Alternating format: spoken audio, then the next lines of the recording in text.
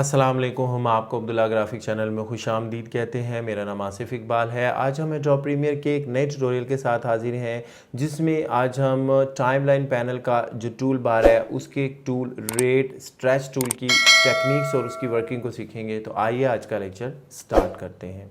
ये मेरे सामने एडोब प्रीमियर का इंटरफेस ओपन है। ये टाइमलाइन पैनल का टूल बार है और इस टूल बार में से ये जो रेट स्ट्रेच टूल है, आज इसकी वर्किंग को सीखेंगे, जिसकी शॉर्टकट की आर होती है। ये रेट स्ट्रेच टूल काम क्या करता है, सबसे पहले तो हमें ये पता होना चाहिए। अब ये रेट स्ट्रेच टूल असल में करता क्या है। जब हम वीडियो एडिटिंग कर रहे होते हैं तो बाज़ दफ़ा हमें अपनी वीडियो क्लिप पर जो है वो फास्ट का इफेक्ट लगाना होता है, जिससे हमारी जो वीडियो का सीन है वो तेज़ी तेज़ी से मूव होता हमें नज़र आता है, और बाज़ जगह पर हमें जो हमारी वीडियो होती है उस पर स्लो मोशन इफेक्ट लगाना होता है। तो रेट स्ट्रेच टूल ये काम करता है। इसमें आप ये देखें कि यहाँ पर ये एक साइकिलिस्ट है। आप ये देख सकते हैं कि ये साइकिलिस्ट मूव कर रहा है। इस साइकिलिस्ट की मूवमेंट आप देख सकते हैं, ये आगे की तरफ फॉरवर्ड मूव कर रहा है। मैं इसको प्ले करके दिखाता हूँ। ये देखें अगर मैं साइकिलिस्ट जो है यहाँ पर ये मूव कर रहा है। अब इसमें ये आप इसकी टाइम ड्यूरेशन को अगर चेक करें तो ये वीडियो जो क्लिप है इसकी टाइम ड्यूरेशन क्या है। यहाँ पर अगर मैं इसको सेलेक्ट करता हूँ तो आप यहाँ पर इसकी टाइम ड्यूरेशन को देख सकते हैं कि ये शो करेगा कि ये तकरीबन 22 सेकंड और 9 फ्रेम, यानी 22 सेकंड और 9 फ्रेम का क्लिप है। और अगर मैं इस क्लिप को और ज़्यादा स्लो करना चाहता हूँ तो इसके लिए कीबोर्ड से अगर हम आर को प्रेस करें तो ये रेट स्ट्रेच टूल जो है वो सिलेक्ट हो जाएगा। अब आप ये देखें कि ये इसकी शेप आप देख सकते हैं। जब आप इसके आप कॉर्नर पे लाएंगे तो ये इसकी शेप कैसे चेंज हो रही है। तो इसमें यानी एक एरो नीचे की तरफ है और एक एरो ऊपर की तरफ है।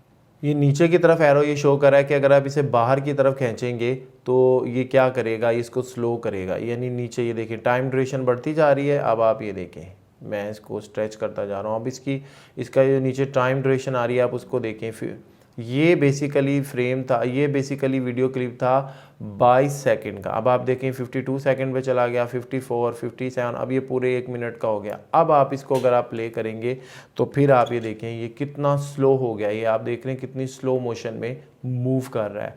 तो ये इंतहाई स्लो मोशन में मूव कर रहा है। और इसी को अगर अब हम फिर दोबारा लेते हैं और फिर हम क्या करते हैं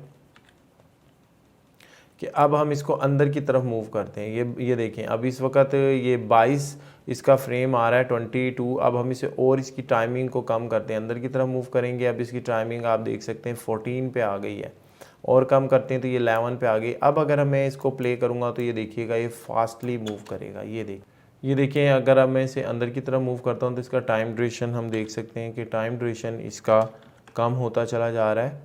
ये 7 पे आ गया, ठीक है। अब मैं इसे जैसे रिलीज़ करूँगा तो अब अगर मैं इसे प्ले करता हूँ तो ये देखें अब ये फास्टली मूव कर रहा है। अब मैं इसका टाइम ड्यूरेशन और कम करता हूँ और इसको मज़ीद अंदर की तरफ मूव करूँगा तो फिर ये देखें ये मज़ीद मैंने कम किया इसका टाइम ड्यूरेशन। अब बिल्कुल टाइम ड्यूरेशन 6 सेकंड पे आ गया। ये देखें तो ये और ज़्यादा फास्ट मूव करेगा। तो इस तरीके से ये जो रेट स्ट्रेच टूल होता है, हम किसी भी वीडियो क्लिप पे जो है वो स्लो मोशन इफ़ेक्ट लगा सकते हैं या फास्ट इफ़ेक्ट लगा सकते हैं, जिससे वो हमारा जो वीडियो क्लिप है वो स्लो मोशन या फास्ट के इफ़ेक्ट को शो करेगा। इसके अलावा एक और भी मेथड होता है स्लो मोशन और फास्ट का इफ़ेक्ट लगाने का। वो ये तरीका है कि आप इस क्लिप पे राइट क्लिक करें और यहाँ पर एक जो है वो एक लिस्ट आपके सामने ओपन होगी। इस लिस्ट में आप यहाँ पे देखें, यहाँ स्पीड और ड्यूरेशन आ रहा है, आप इस पर क्लिक करें। जैसे ही आप क्लिक करेंगे ये क्लिप स्पीड ड्यूरेशन का जो है वो एक बॉक्स ओपन होगा। यहाँ पर इस वक्त देखें स्पीड इसकी 100% है। अगर आप इसको स्लो मोशन करना चाहते हैं तो इसकी स्पीड को बढ़ा दें, यहाँ मसलन 200 लिख दें और ओके करें। तो अब आप ये देखें ये इसकी स्पीड जो है वो ज़्यादा हो जाएगी, ये फास्ट हो जाएगा। ये देखें ये फास्ट हो गया। और दोबारा अगर आप इसे नॉर्मल में लाना चाहते हैं, इस पर 100% कर दें तो ये अपनी एक्चुअल पोजीशन जो इसकी थी, जो एक्चुअल स्टेट थी, वहाँ पर यह आ जाएगा और उसी तरह से ये मूव करेगा। इसके अलावा अब अगर हम इसकी वैल्यू को कम करते हैं, जैसे मैं 50 करता हूँ तो वैल्यू कम करने से क्या होगा, ये देखें वैल्यू कम करने से ये स्लो मोशन में आ जाएगा। ये देखें ये और स्लो हो जाएगा।